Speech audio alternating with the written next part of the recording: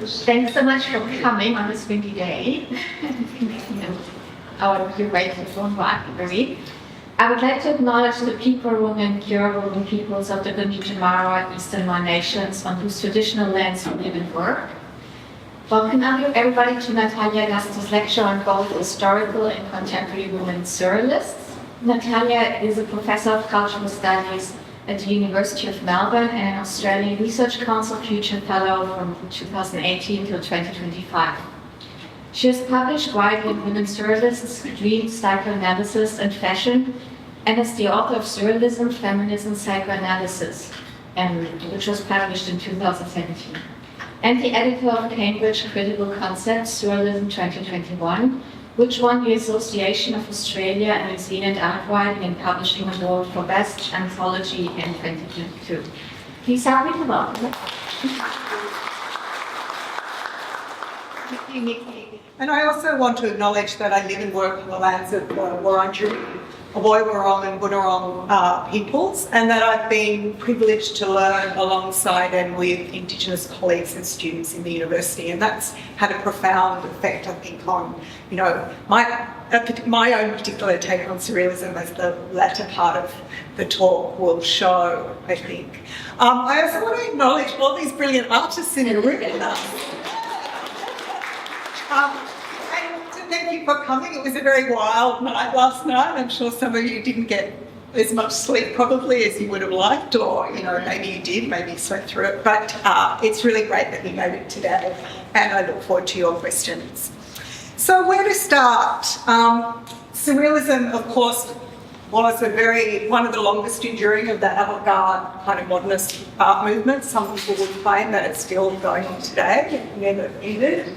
But I want to start with this work, which is variously titled The Surrealist Map of the World, or The World in the Time of the Surrealists. And the two titles, I think, tell us very different things. And it was published, we don't know who the author is. Some people think it might have been Paul Eluard.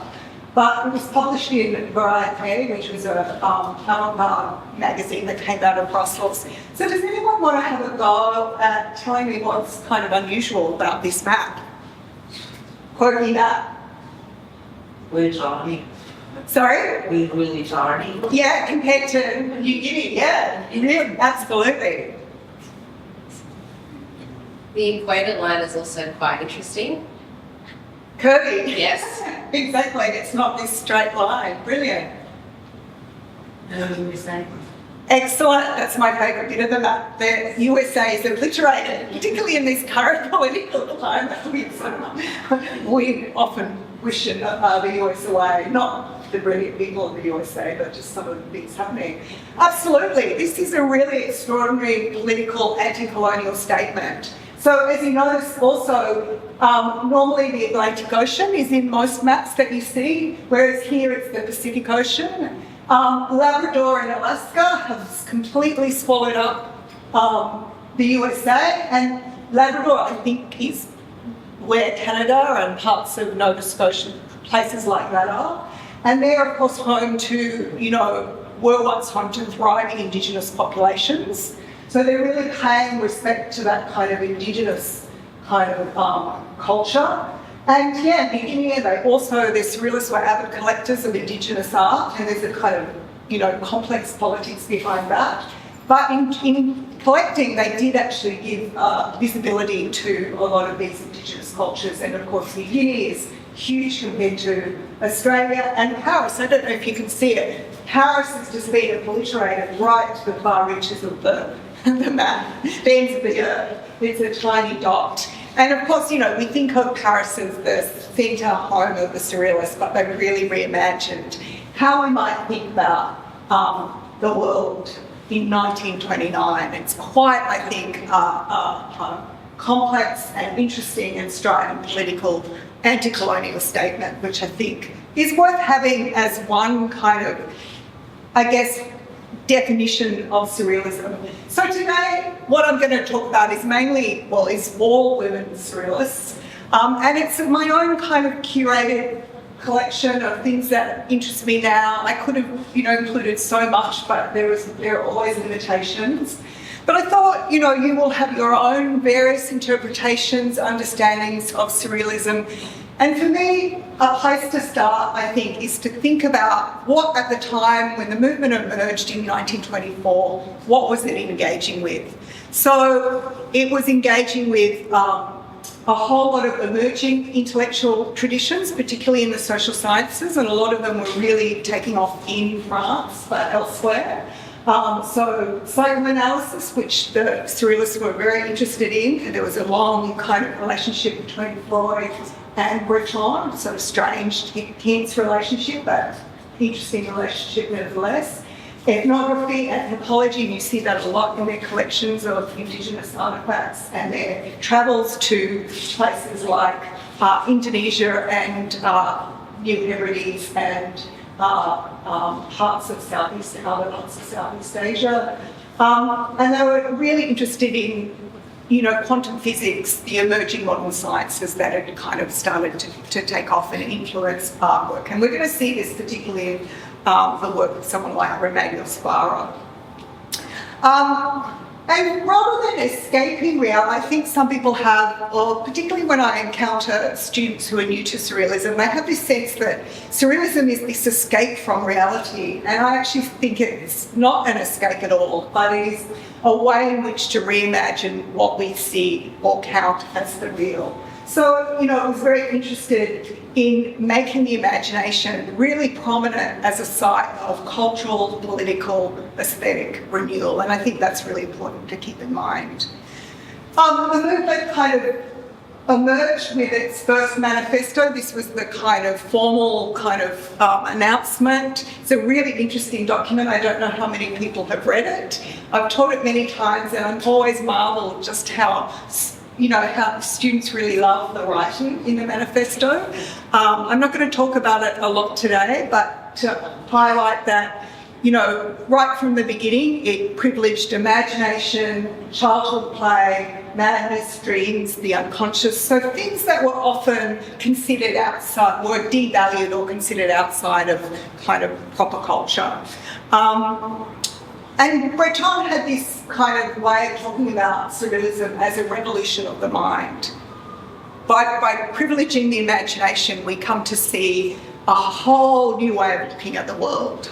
And I think the women surrealists really gave some of these surrealist principles new meaning and refashioned some of the ideas, particularly around self-identity, representation, the gaze. They really kind of grabbed onto some of these kind of things around playfulness, madness, dreams, and reinterpreted them in quite interesting ways. Okay.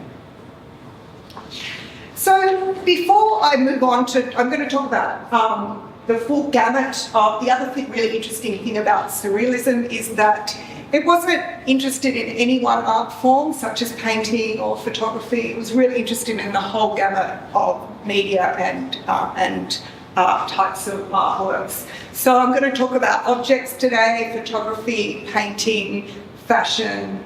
I think that's it. To give you a sense of the range and scope, and you'll see some artists work across, many artists work across mediums. Many artists were writers and painters or made objects and took photos and wrote political tracts. So there's a real kind of sense that they're not just working in one medium, but really their practice is spread across many different mediums. And that's what really excites me about surrealism.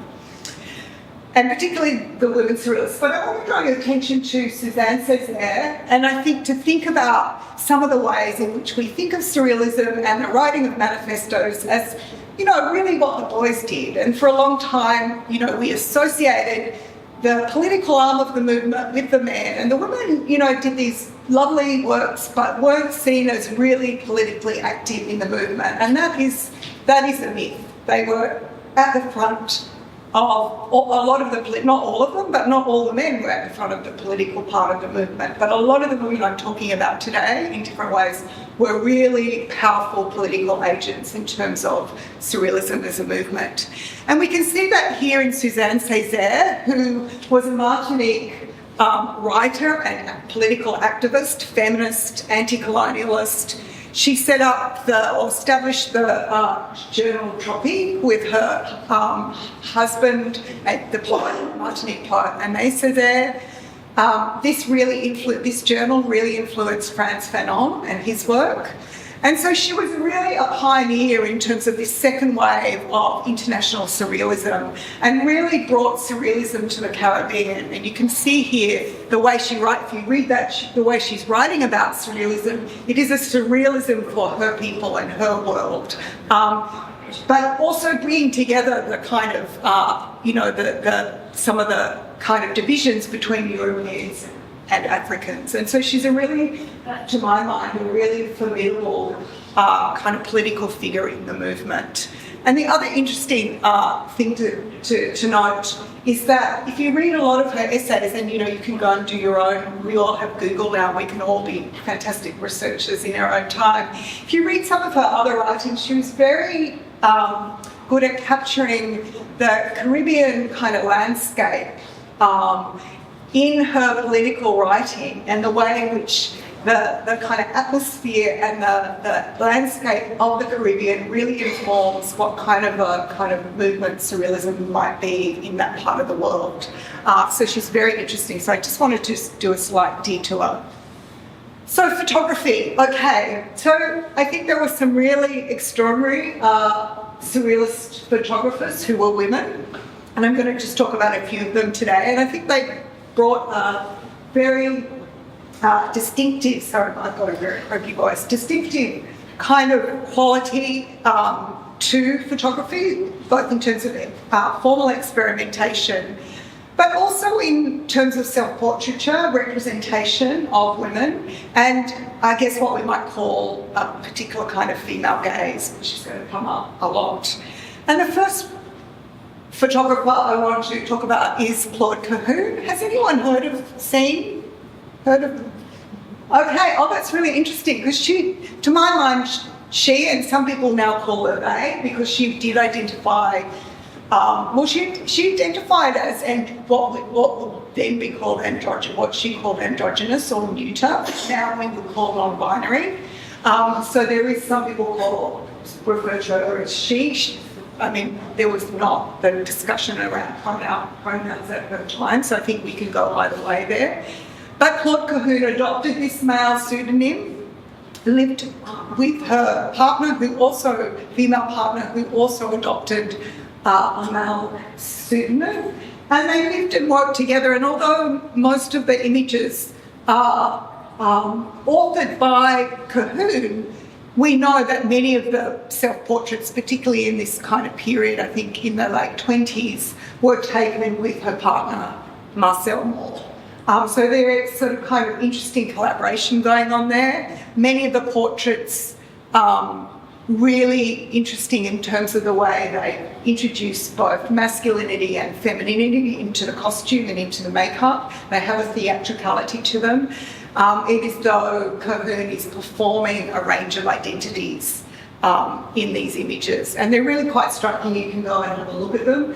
She then moved with her partner to the Isle of Jersey, where she was active in the resistance, and so I've got one photograph that sort of it was before she moved, but her later interest was in the kind of natural surrealist forms of the seaside, and particularly around Jersey. I've actually been to her house on Jersey and the archive there, and it is really quite a surreal place. The light, the rock formations, the colours of the seaside are really kind of interesting, even though all the work is in black and white.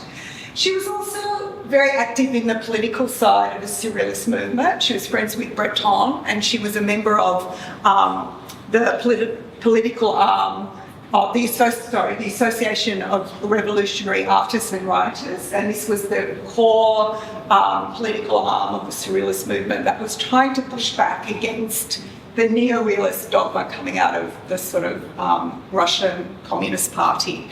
And Breton and other male surrealists were involved, but Claude Cahun was a very vocal voice in that movement. She was also very interested in debates about gender identity, and in her autobiographical book disavows, she says, neuter is the only gender that always suits me. So there's this kind of implicit non-binary that I think we get in some of her photographs. And there is also a kind of element of data. A lot of surrealist artists emerged out of data, and in fact, I think even the 1924 manifesto really shows a kind of the lineage of data or elements of data, but it is kind of a new kind of purpose, less anarchic perhaps than data was, more kind of structured in its political purpose, more intent on really changing the world through various political and art practices and the way we look at the world. So much more coherent than data, but still traces of data. And I love this, that there is like the dumbbells, but there's also the kind of kiss curls and the makeup. So they're really kind of, the image is really fusing femininity and masculinity with this kind of figure of the weightlifter.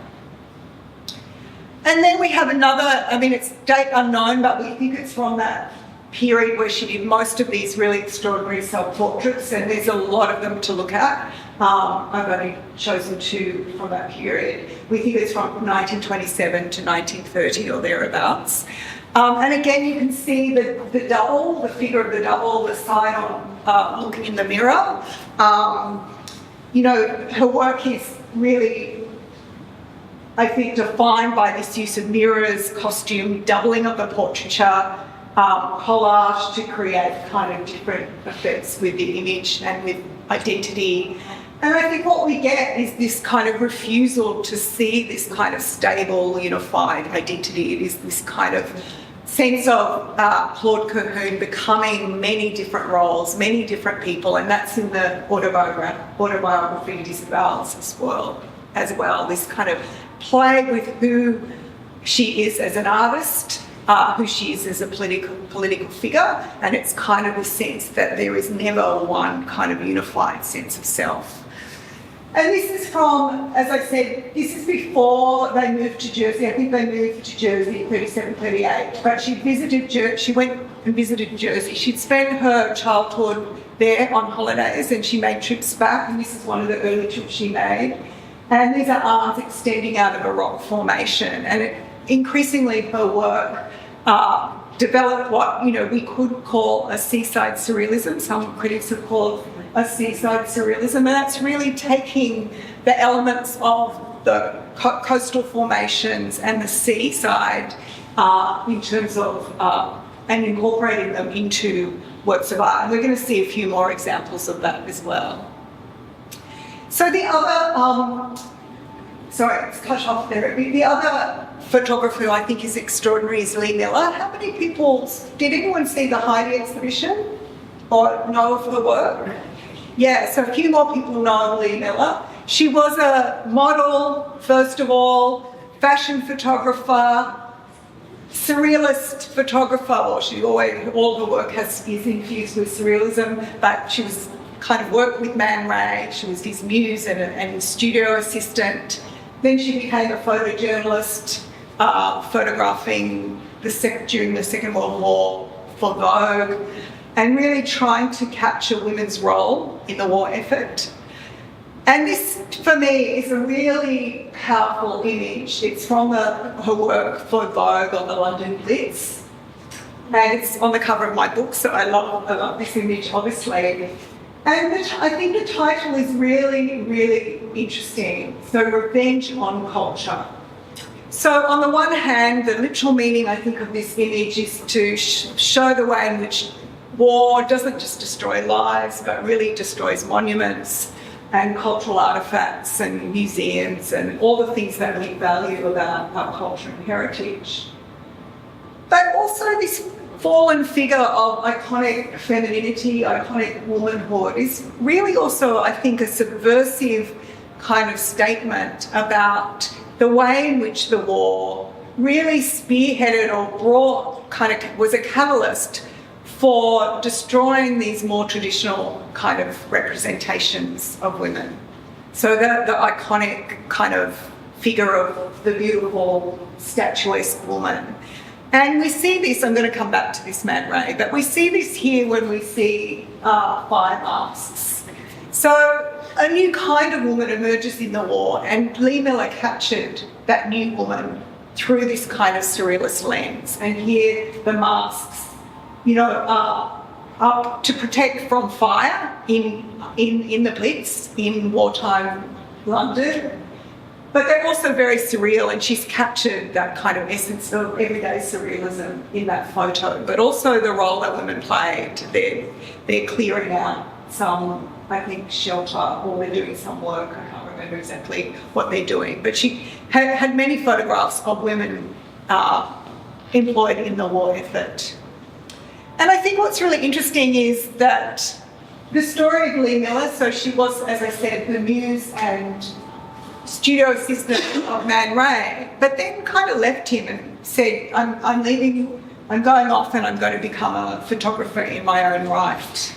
And he was furious. So what did he do? He made this object, which is a metronome, and he cut out an eye from a photograph of Lee Miller, and he put it on the metronome arm with instructions to the viewer to smash the object. So there's this implicit violence, rage here directed towards the audacity of her leaving to become a photographer in her own right, which I think is really interesting. And of course there's kind of humour in that, but he was very rejected by the fact that she left and went off to become, this very successful photographer.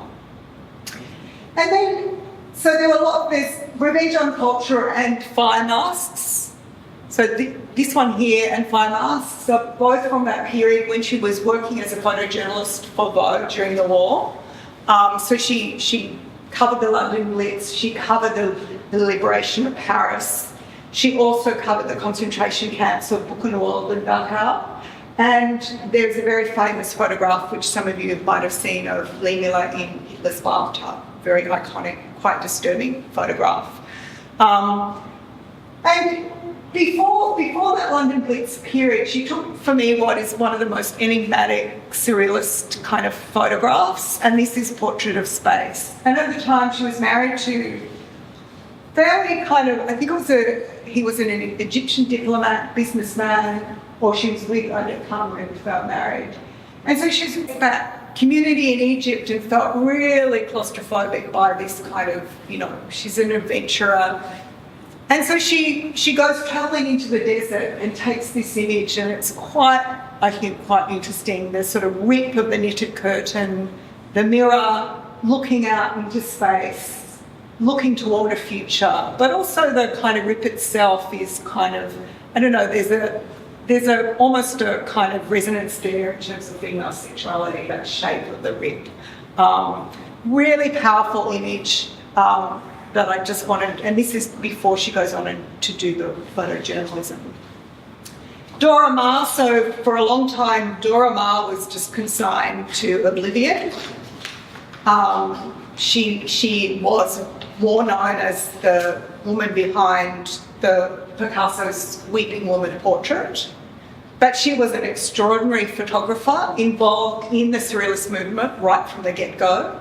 She made a living as a fashion and advertising photographer, but always doing these quite extraordinary producing these extraordinary surrealist images, and using often the tools of her professional space. So she often was able to use the large cameras and the lighting of the fashion studios that she worked in.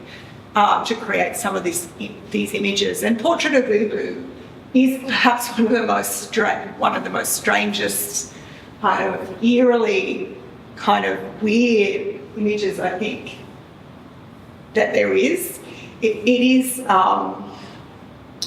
we know very little about how she came to make this image. She never spoke about it, but has been confirmed as either a fetus or a baby armadillo. How she got hold of an armadillo, we don't know. That's kind of shrouded in history, but scientists have confirmed that it is it's a close-up picture. It was taken in a fashion studio using strong lighting and close-up. And there's something both kind of, we think of baby armadillos as really quite cute, but there's something quite monstrous and horrendous about this image. It kind of evokes this kind of horror that is, I think, quite interesting. It's almost like nightmarish, it's something. And the title, Portrait of Ubu, is a reference to a play by Alfred Jarry with Pierre Ubu, was this very kind of, I think of him as a Trumpian, monstrous, gluttonous, kind of mean character in that play. And so she's recreated Pierre Ubu as this kind of nightmarish kind of figure, but which is really a cute baby armadillo. So that's the kind of interesting juxtaposition, taking something very cute and making it strange and, kind of playing with the boundaries of horror, nightmare, just by this extreme close-up. The other one is that she did a lot of really incredible photo montage works, and this shell has, I think, really quite erotic, the way that this manicured hand is emerging from the shell. Obviously has connotations to Venus, Botticelli's Venus, but also the way that the middle finger is dipped in the sand, so you get this real sense of this finger, the tactile quality of the finger going into the sand, and then the sky behind it. It's quite, I think, a powerful and strange erotic photo montage. So, on to painting. So, many of the surrealist women artists who painted didn't just paint. The first artist I'm going to talk about, Leonora Carrington, she was a really accomplished writer. In fact, I think I like her writing more than I like her painting, but I think she is a really interesting artist as well. She also wrote plays. So painting for women surrealists was, I think, one medium that some of them took to, some of them did a few of. So Dora Maar also did a few paintings. So there was this sense of exploring a range of mediums, not just using one. And so Leonora Carrington has become very much celebrated. I don't know if I've forgotten the title, the Venice Biennale a few years ago, curated by Cecilia Alani, which I've forgotten. Sorry? Milk of Dreams. Milk of Dreams, thank you, which is actually from a short story by Leonora Carrington. And I think that was really interesting because the creation of that Biennale was focused on women artists and artists of colour. And it used a lot of the women surrealists in the kind of part of the broader Milk of Dreams exhibition. And it was really astounding to see how many women surrealist artists were in that show as the kind of having, in terms of creating this legacy for more contemporary artists. I think it was a really interesting show. And here we have one of the earliest self-portraits, Ina the Dawn Horse, started in England. How am I going for time? Okay, it's good to know. I better speak up. So it started in England, finished in France. Carrington became the partner of Max Ernst. And this painting is really interesting in that we see the hyena, and this kind of rocking horse, as well as a horse running free. And these were kind of familiar, motifs in a lot of Carrington's work, particularly the early short stories. In the debutante, we have a hyena. We have a rocking horse in another story. And I think for Carrington, the horse represented this kind of freedom and this escape from traditional forms of femininity. So she was brought up in a very kind of upper class kind of English family. She was a debutante, came out as a debutante. That's a whole kind of story, really interesting. But rejected that, ran away to be with the surrealists. So this is kind of at the point in which she's escaping from that kind of traditional upper class world of propriety and, feminine comportment and the kind of restrictions on women placed at that time, particularly upper-class women who went to kind of formed marriage and so forth. And the hyena is this kind of really interesting feral animal that reoccurs throughout the writing in particular, and is often a kind of a creature of survival, a creature of adaptation, very important kind of creature for Carrington. And so she goes to Paris, she's with Max Ernst. World War II hits, he's interned in as an enemy alien in the south of France. She starts to fear for her life and with friends escapes into Spain, but has a kind of, emotional mental breakdown, is institutionalised in an asylum in Santander in Spain, eventually gets out, goes to the US, and then lands in Mexico City with a whole lot of other French surrealist emigres. And so this story is really interesting just because this is one of the first works that she produces in Mexico. And so here you have the giantess. So you have this larger-than-life figure. So even though that's quite a powerful portrait, there's kind of this seated stance, it's very assured, a wild mane of hair, it is still very much within that femme enfant kind of figure, the child woman figure that the male surrealists really fetishised. But here we have this kind of almost mythological, larger-than-life kind of female creature who is so enormous she's kind of in the world with the birds. And so this is the kind of transition I think that we're looking at with Carrington's work. Remedios Varo, friend of Carrington's, they lived together when they first arrived, got up to all sorts of kind of interesting games and play tricks on. Very mischievous, both very mischievous. Leonora Carrington once served Andre Breton a plate of caviar that was actually tapioca pearls flavoured and coloured with squid ink, but passed it off as caviar and they all sat around watching him take his first mouthful of this fish flavoured tapioca. So they were doing these kind of experiments, sort of what I would call this kind of world of the alchemical kitchen, where the kitchen was a place where they looked after children, they prepared food, they mixed up their paints, they talked, they chatted, they often made works of art in their kitchens in those early days. And so they had this unique bond. But they were also interested, and particularly Vara is very interesting, she was the daughter of a hydraulic engineer. She travelled all around, she was born in Spain, she travelled all around Spain and North Africa with her father, and had this lifelong interest in science. And including psychoanalysis, both Freudian, Jungian psychoanalysis.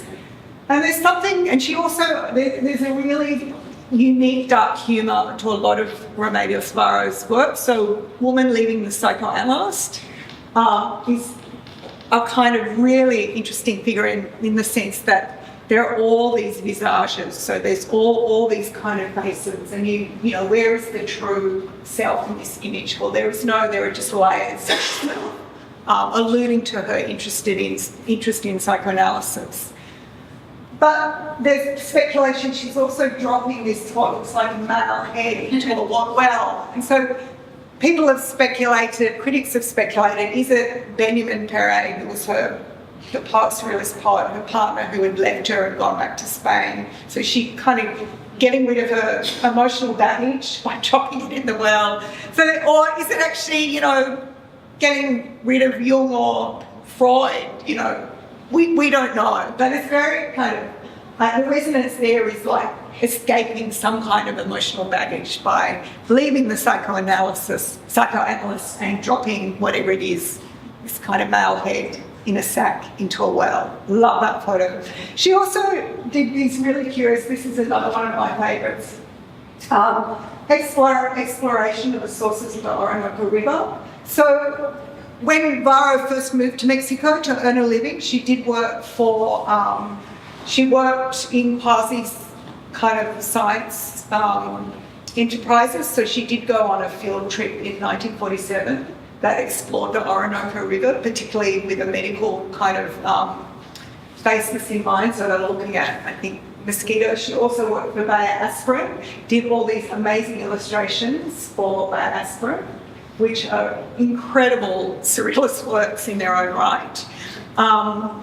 And this one is really interesting because on the one hand it's this mythological landscape, but there is this very modern woman, practical modern woman in a trench coat and hat navigating. So there is that tension there between the modern woman and this kind of quite surreal mythological world. And there's other details in the painting that I think are really interesting.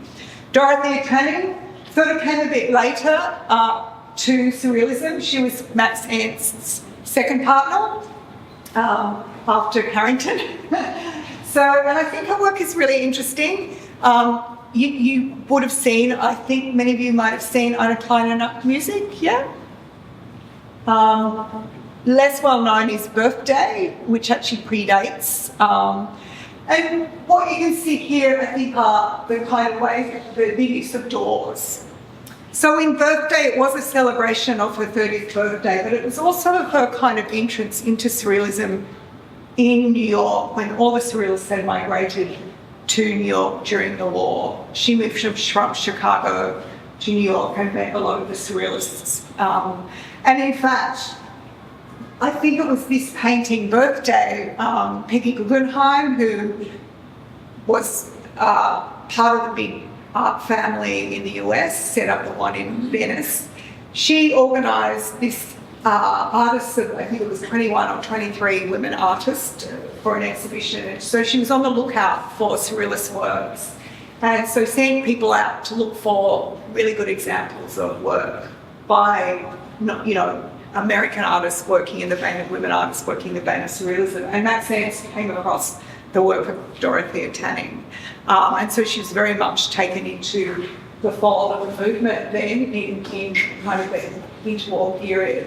And, again, the contrast between the architectural spaces of the doors, very Alice in Wonderland, through a door, through a door, through a door, kind of referencing the imagination, the unknown, but also the kind of ornateness of the almost rococo, I don't know what that top is, and the brambles and the mythological creature in the foreground. So it's playing, with space and time, but I think very interesting kind of surrealist painter.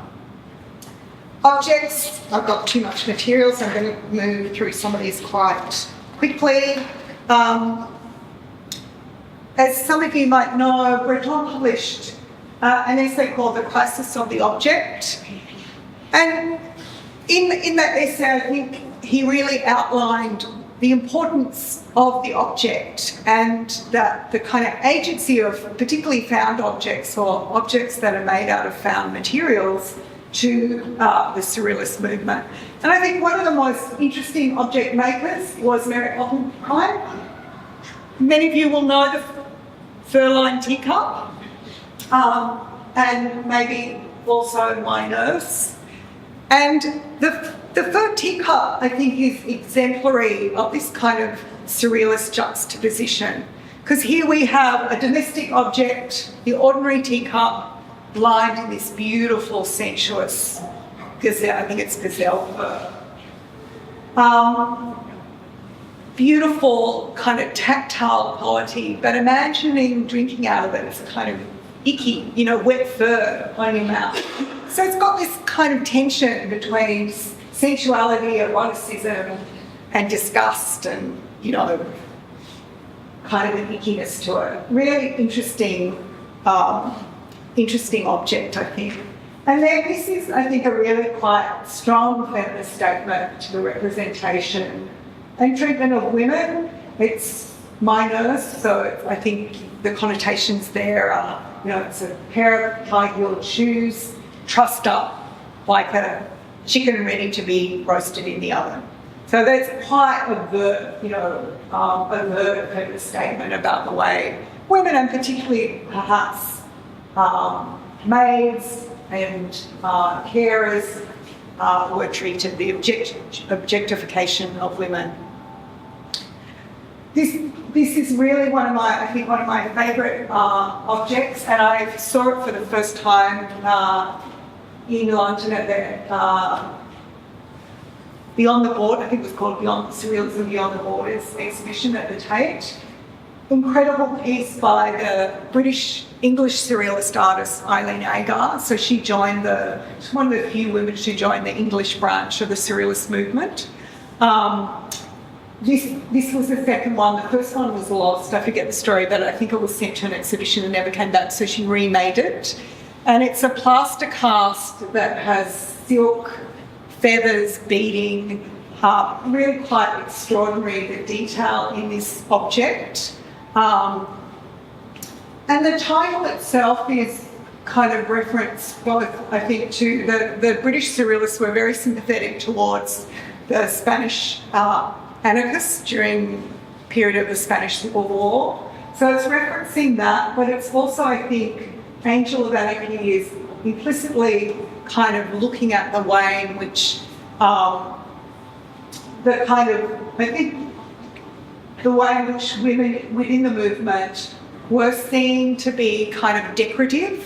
So the blindfold for me has this thing of like avoiding the gaze, so the complete disappearance of the visage. But there's so many kind of ways in which I think that object can be interpreted. And then here you have, later on, she was associated with a kind of English seaside surrealism, and this is like a natural ready-made, so a found object, a marine object. She took a lot of photographs of the seaside as well. And I think the elements of this were put together. So she bought the original urn from a fisherman who found it. It was caught. The urn was caught in his nets, and then she found the starfish in the mud on the seaside, and then other things were found, and it was put together. And again, it's kind of, I think, suggestive of the way in which later life, excuse me, Eileen Agar became this kind of beachcomber. So she took surrealism into the environment, into nature, to really discover a new kind of form of art. Sorry.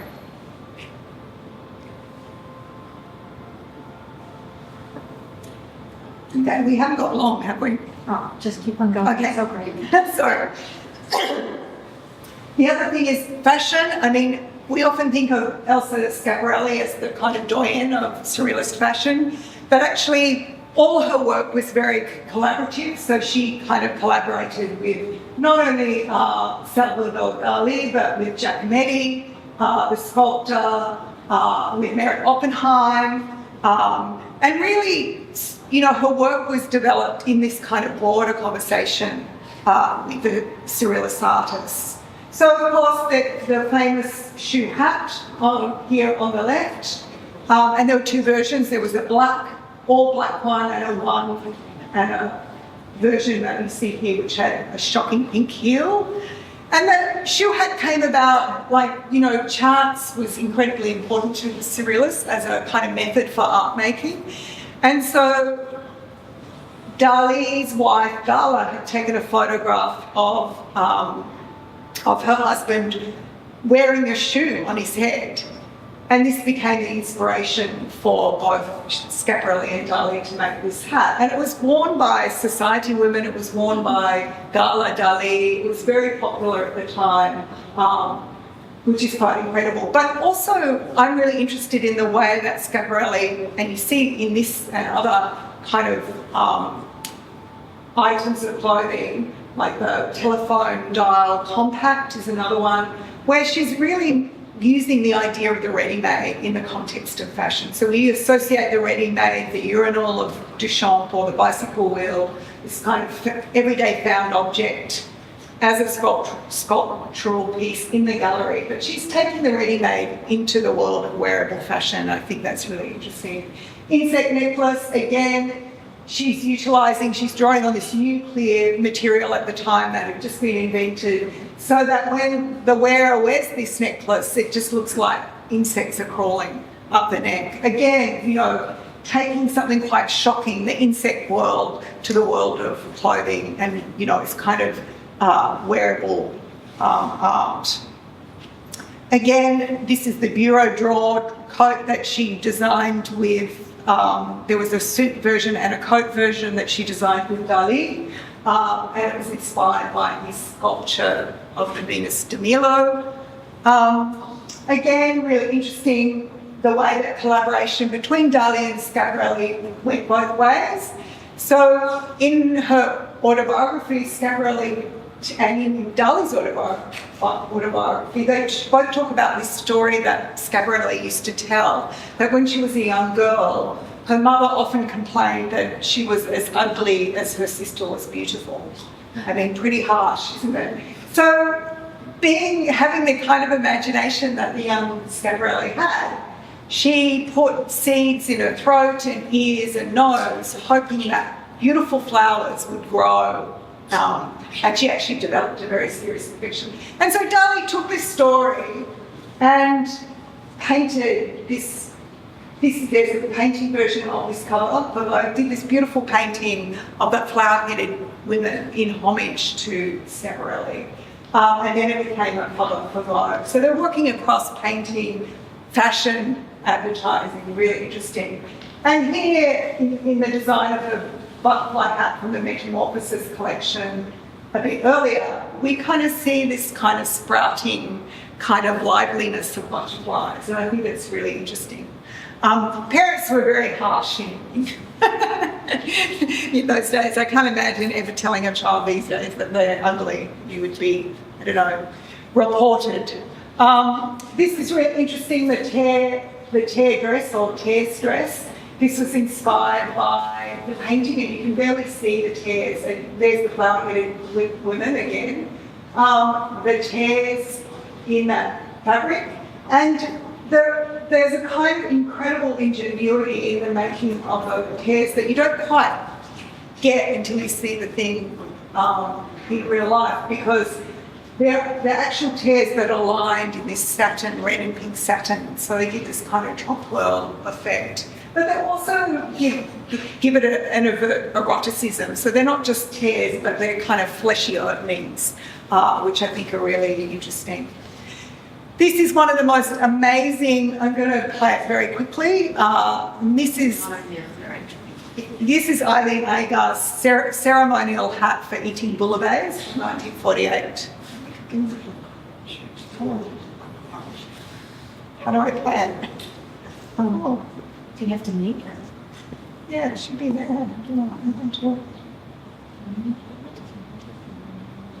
Press Control when click on it.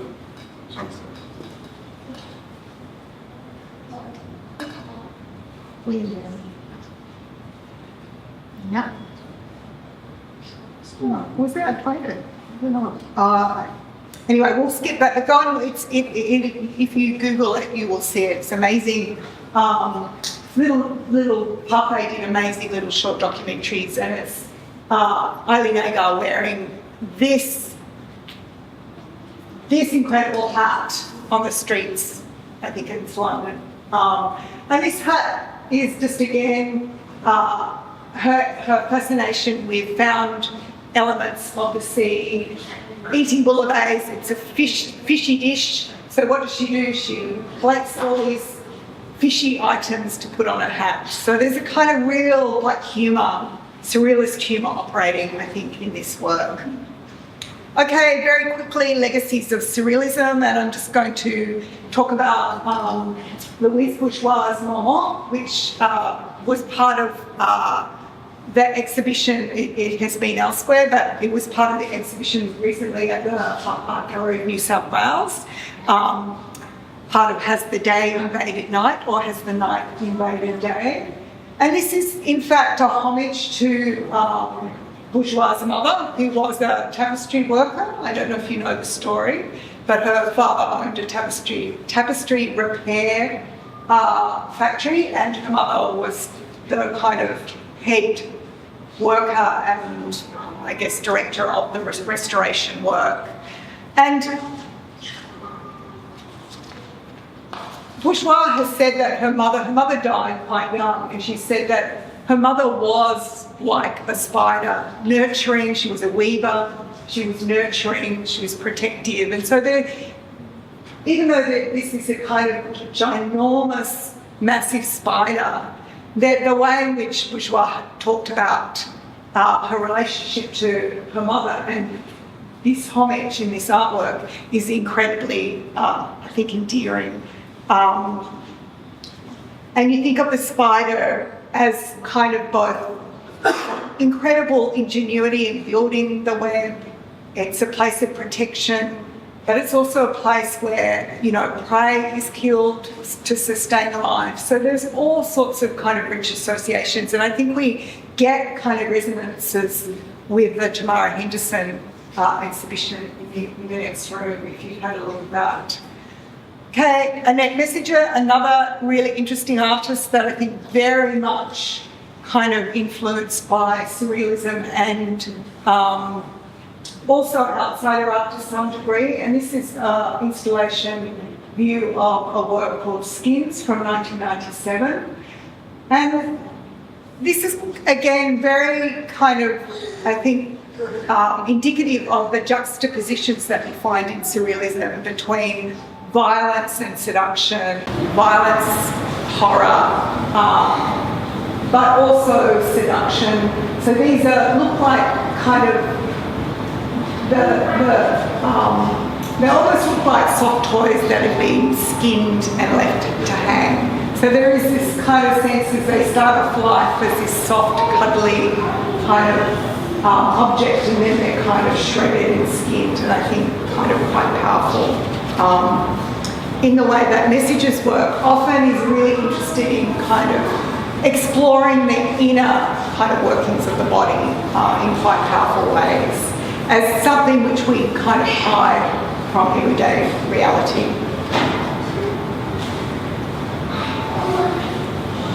This is Penetration, really interesting. So these are internal organs of the body hung in an installation. And again, Messages talked about this as both kind of like these are soft. She always used feminine kind of craft to make her work, so she's really interested in using traditional feminine craft skills and traditions to make these really confronting, often startling works. So to take it out of its domestic context and put it in a kind of quite politicized kind of art context. And these are all organs and innards and viscera of the body hanging that you can walk through and they move. It's, really quite confronting and interesting work. And I think there is this kind of interest in the visceral in all her work, exposing the underside of what we take for granted. Pat Bressington, I don't know, there's a Pat Bressington in the collection here, I noticed. Really interesting Australian, Tasmanian photomontage artist. If you don't know her work, I suggest you look it up because it really is quite striking. This is an atypical work in some ways. It's kind of this figure of the woman, almost like on a crucifix, but being kind of swept up in the landscape and the tree. And there's a kind of mirroring of the woman and the tree in a way that suggests kind of a symbiosis between the two kind of life forms. I think there's an implicit environmental kind of message there, and the ghostliness of the woman, the ghostliness of the tree, perhaps the destruction of our landscape, the disappearance of forms. But much of her work is this kind of close-up of the body. I mean, she's very explicitly stated that her work is informed by surrealism and psychoanalysis through a very kind of strong feminist lens. And this is really, lunch is really kind of an enigmatic piece. You don't really know where the one part of the body begins and ends. Is it a torso? Is it a crease of an underarm? It's really ambiguous as to what kind of body part it is. There's a shiny surface that gives it a kind of erotic kind of look. Really interesting to compare it to Hans Bellmer, doll series, La Poupée, the doll works that he did, which are very violent, very sadomasochistic, and I think there's a kind of, but also about where the body exploring where the body begins and ends. These are two of my favourite works. Actually, this is one of my favourite works, more recent works. Topography in Pink from You're So Vain is, I think, so interesting in the way that this kind of insipid pinkness over this kind of striped tights, striped lines in the tights, sort of suggestive of topographical lines on the body, and the curves as they come, as they kind of, the fabric stretches over the body, but also the insipidness of that pink. There's something kind of, I don't know, kind of that teeters between disgust and seduction. This, I think, is a really more kind of interesting, not more interesting, but more positive, not more positive, but I guess more kind of hopeful. It is very erotic to me. The brightness of the pink is very startling, that there is this disappearing whole, and I think Sweet and Sour sort of, it has connotations of labial folds, so you get this sense of the representation of women as both seductress and, kind of, but also the connotations of, that are not so pleasant. So I think this is a really interesting and ambiguous work. It's actually one of my favourite of her works. Now, Tracy Moffat, who I've had the pleasure of co-writing with, talking to about her work and its relationship to surrealism. These are from the recent work in the Venice Biennale, Shadow Dream and Washing, and I just wanted to quickly show you these because I'm going to mainly talk about her earlier work, Laudanum, which was done in 1999. But both this work and the earlier work are really obsessed, if you like, with the figure of the maid. So in this work, this is Tracy Moffat in these images, this whole suite of images that make up the series Body Remembers. And it's like she's really talking about intergenerational remembering here, the way the body remembers intergenerationally, because she's referencing her mother, on her Indigenous grandmother and her white mother, both of whom were maids or worked as cleaners or worked in some service capacity. And so it's really interesting to see, and this is set in a kind of abandoned colonial homestead rather, and the way in which she plays with shadow in these images, I think, is really suggestive of a sort of hauntingness. But for me, this work, Laudanum, is one of her earliest kind of surrealist works, particularly because of the way that, it uses photogravure, which is a technique for etching photographs that creates that really kind of archival graininess. I think it's really interesting. It was filmed in a colonial mansion in Sydney, Elizabeth Bay House. And the whole series of images plays out this drama between a white mistress and her black maid or woman of colour maid. And so at the beginning you see this kind of scene of the mistress descending the stairs and the maid washing the floor. This kind of, go through the series, there's this kind of strange sadomasochistic tension between mistress and slave. But the work, by the end of the work, you also get this kind of reversal. So this is the very first image and this is the very last image. So you see an image of female propriety and this kind of very proper woman coming down, the woman of the house, and this kind of prostrate maid. And then at the end, the woman of the house is crawling naked up the stairs, and there's this enigmatic wrapped package. We don't know what's happened to the maid. We can only speculate. And the surrealists were really kind of interested in this image of the Papin sisters. Has anyone heard of? It's a notorious, just about everyone in France has written on these two women who They were basically maids in a sort of middle-class household, treated very unkindly by the madam of the house and her daughter. And then one day, the madam and her daughter came home, and the Papa sisters violently murdered, very, very graphic murder of the woman and her daughter. And so it made headlines around France, around the world, in fact went to the US. Simone de Beauvoir wrote about it. Every intellectual was talking about it, because it was seen both as a form of class revenge. So, they'd been treated badly.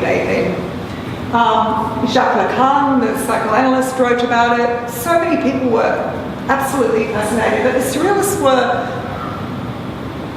really early on interested in the way that this image, and they published this in their journal, Surrealism at the Service of the Revolution, 1933. It's the before and after. So these are the Papa sisters in service, and this is them as criminals. And so the Surrealists were very interested in female criminality and what that suggested about, a kind of pushback against, respectable bourgeois society. And I think Moffat is drawing on that in some senses in this before and after image. It's not that one. In this image, it's kind of respectability between the mistress and maid are in their proper places, and by the end, that's all fallen away. We don't know exactly what happened. But the other influence that Tracy Moffat has talked about in terms of these images and her work generally is the amazing photographer Deborah Turberwall, who in the 1970s and 80s produced this extraordinary fashion photography that was really unique at the time. So it really went against, what was very hyper-realist kind of fashion photography Guy Bourdin, Helmut Newton were doing, very overtly sexualised, very kind of masculine gaze. And so Deborah Turberwall came along and shot these scenes where, fashion shoots, where there was this real emphasis on the model's kind of interior retrospection. So she was very interested in not having the models look back at the camera, but really groups of women caught up in their own kind of reverie, in their own kind of world. And I think they're really interesting in terms, and she talked about her work as being very influenced by surrealism, as well as European cinema. And that's been a strong influence of Tracy Moffat's work. Okay, and the final example, I'm really sorry I've gone over time, so thank you, and I'd love to hear your questions at the end. But just finally, really contemporary, this was an amazing installation exhibition last year, Eyelash Horizon, at UNSW Galleries in Sydney.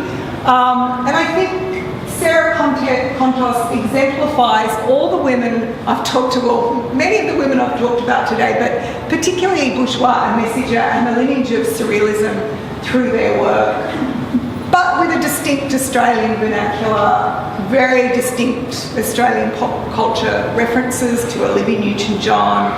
And there's a real sense in which, this is kind of creating a world of surprises and juxtapositions, found objects, a lot of work, a lot of fascination with textiles, a lot of incorporation of textiles and quilting, but also cane, the way in which a lot of the cane work here, mirrors the kind of bendy forms of the body. If you have time, check out this work. It's really interesting. This is in the Belly of Mary Shelley, which is an earlier exhibition, and that too sort of references kind of a form of maternal creation, but one that is not typical of, Mary Shelley was the author of Frankenstein, so it's a kind of alluding to this creation of monstrousness, in a way through kind of feminine collected objects, and I think the teaching there is really interesting. Okay, that's it. Thank you.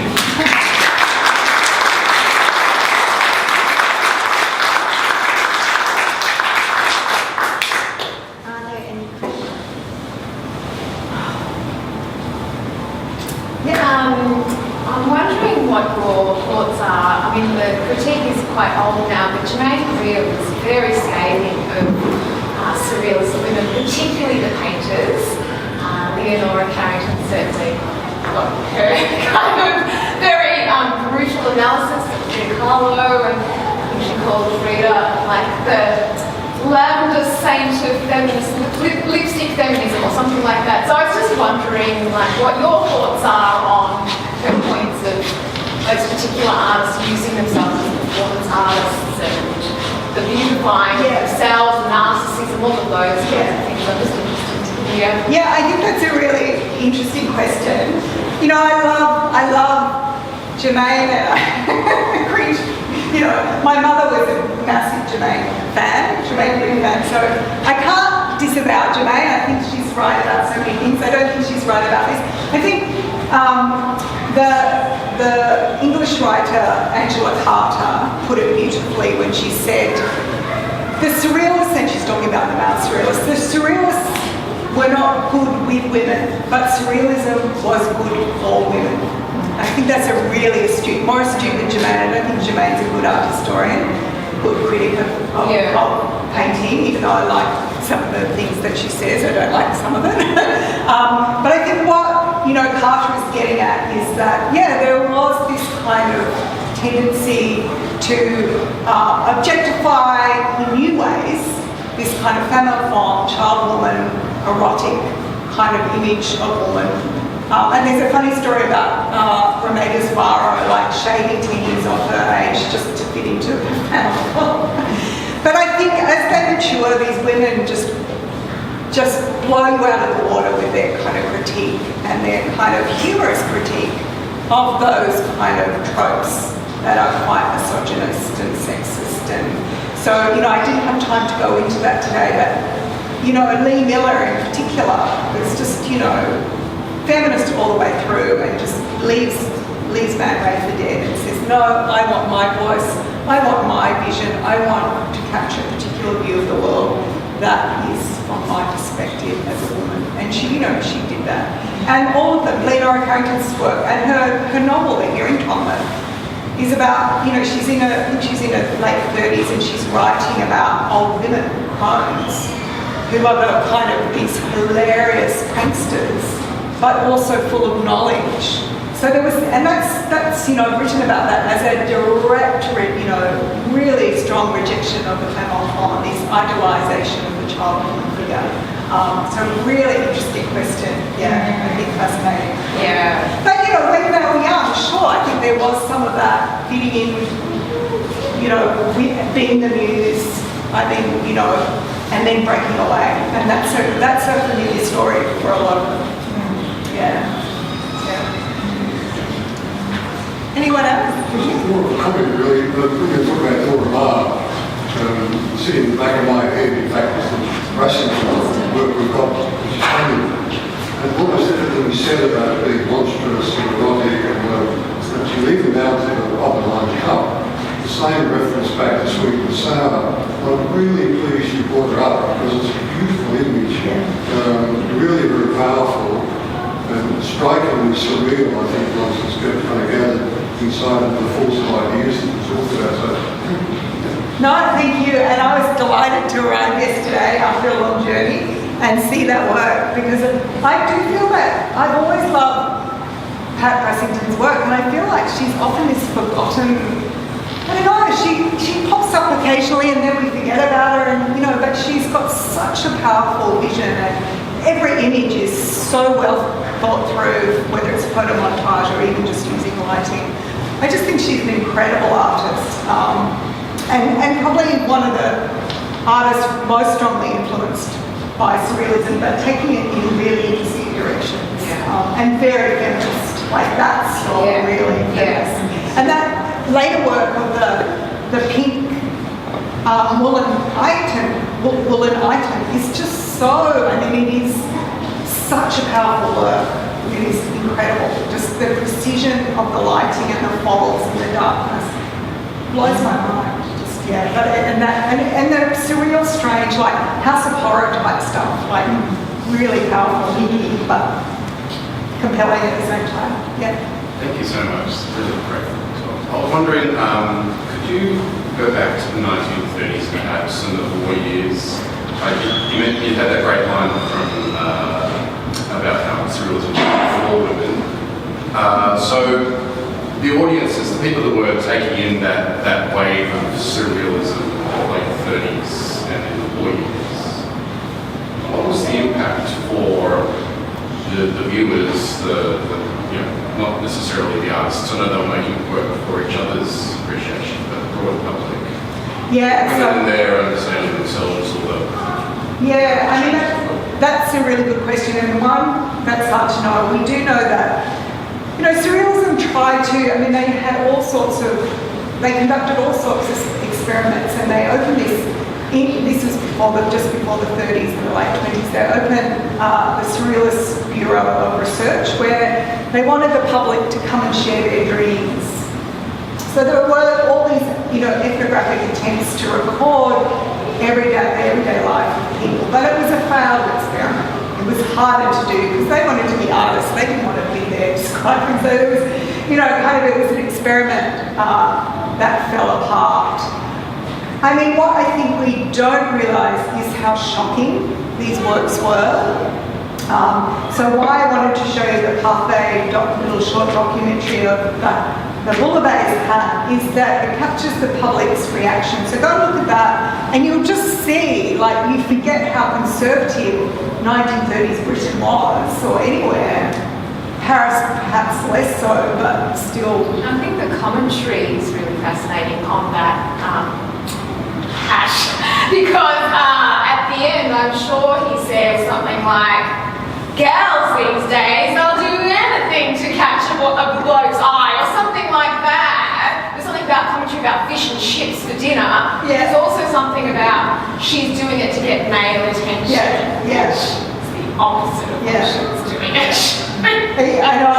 It is a really exposing bit of piece in terms of the kind of public reception. These were very shocking. But it's interesting that there was still interest. So even when surrealism, I've done a lot of work on audiences, when surrealist pieces came to Australia, was it the European exhibition which had Dali and various other surrealist pieces was at the David Jones Art Gallery in Sydney. It actually had more people attending that exhibition than the Sydney Cricket Ground for that summer.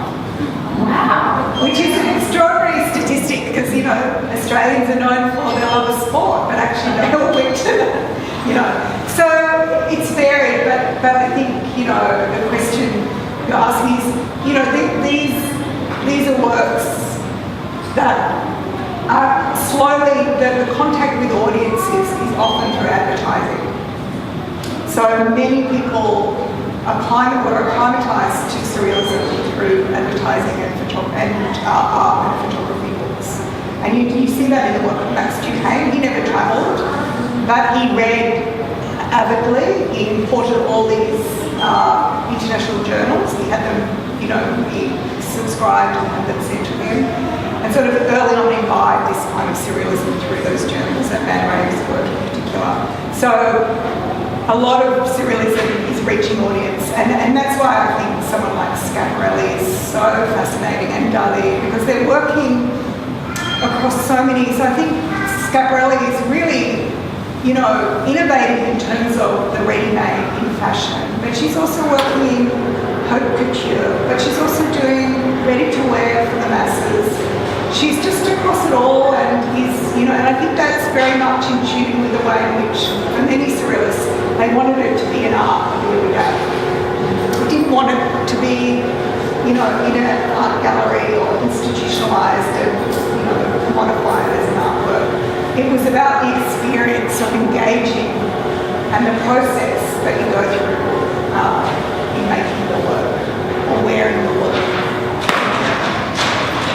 Is that sort of it? Yeah, I guess I got a background wondering about just how proletarian these revolutionary surrealists were. Yeah. And maybe that is a roundabout way of high fashion. Yeah, they're varied.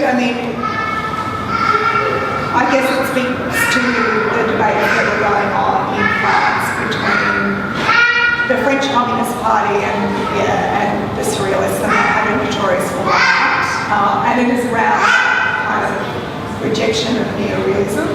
So there are kind of tensions there. I think Dada was more anarchic in terms of taking its, I mean, it did a lot of public events. It took kind of their performances and their happenings into the street.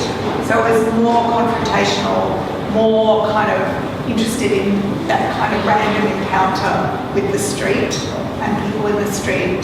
Surrealism did a bit of that, but was more tamed and spread its kind of interests in different ways. But its politics, I think, were its agitation, I mean, of the kind of its anti-colonial, I mean, also Naji is very active in supporting the Algerian Revolution. And then figures like, there was this woman, I think her name was Daisy Fellows, society woman who wore a lot of Schiaparelli's clothes, and then became one of the most, later in life, you know, was married to an oil billionaire, but became one of the most prominent activists of Native Americans in the southwest of America. Like really, we all, and I think it sort of imbibed that surrealism and that kind of, you know, respect for Indigenous cultures and variety of cultures. So it kind of seeps out in very kind of interesting ways, I think. Any more? Well, thank you.